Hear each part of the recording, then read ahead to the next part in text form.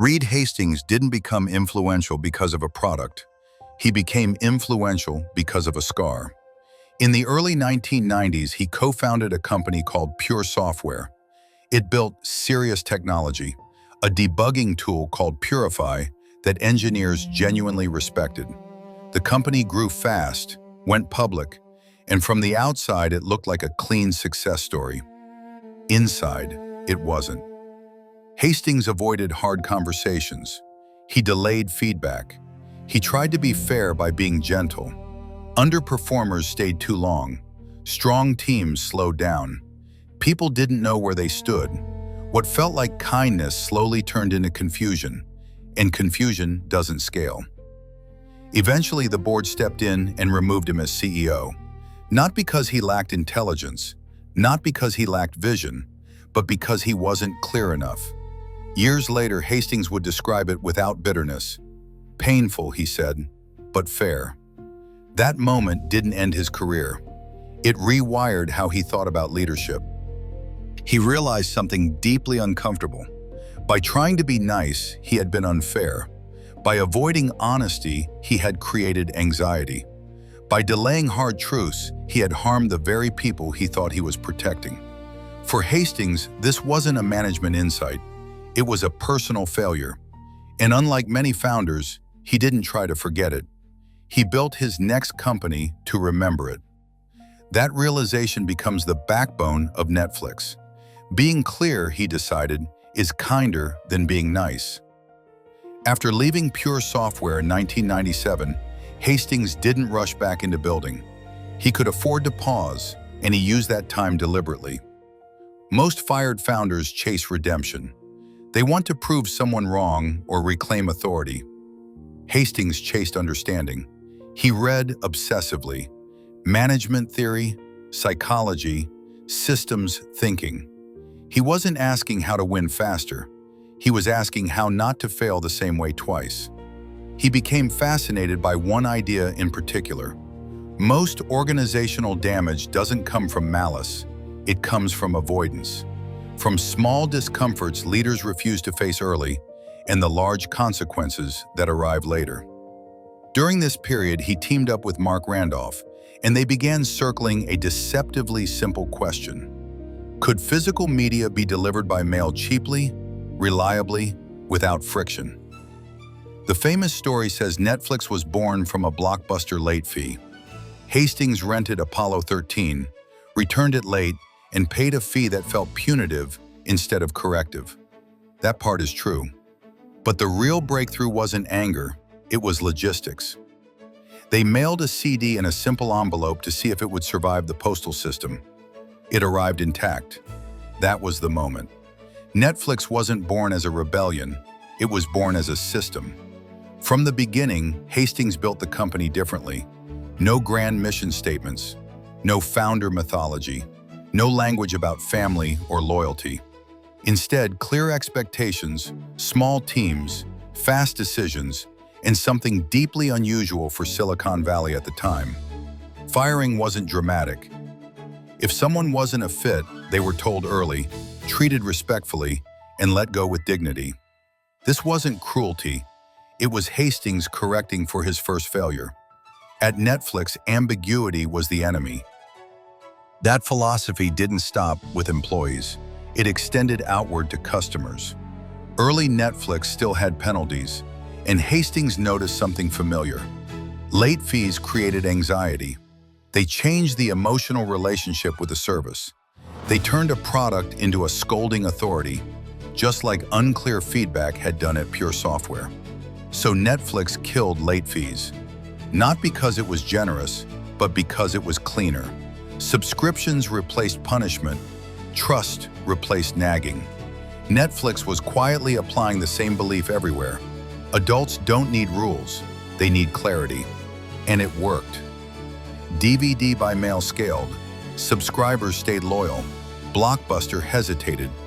By the mid-2000s, Netflix had won.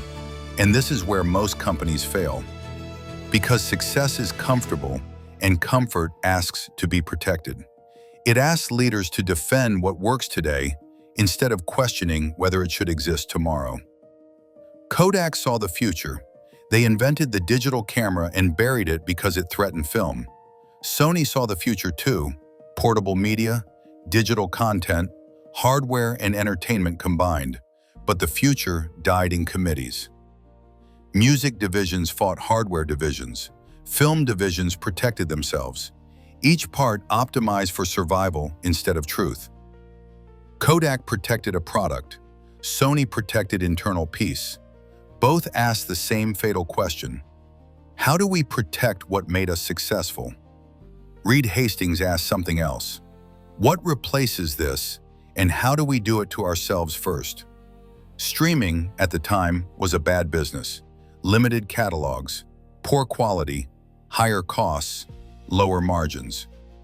DVDs paid the bills. Any rational CEO would have protected them. Hastings funded the thing that would kill them. Internally, it felt insane.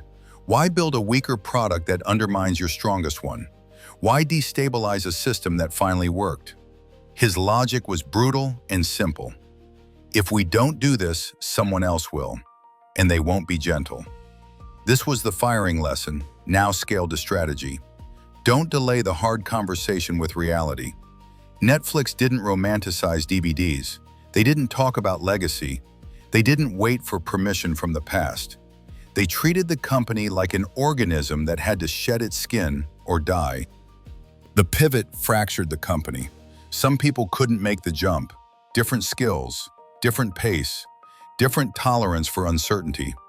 Netflix didn't slowly reassign them. It let them go quickly, respectfully, and with generous severance. Outsiders called it ruthless. Inside, the logic was consistent: clarity over comfort. This is when Netflix earned its reputation. Adequate performance gets a generous severance.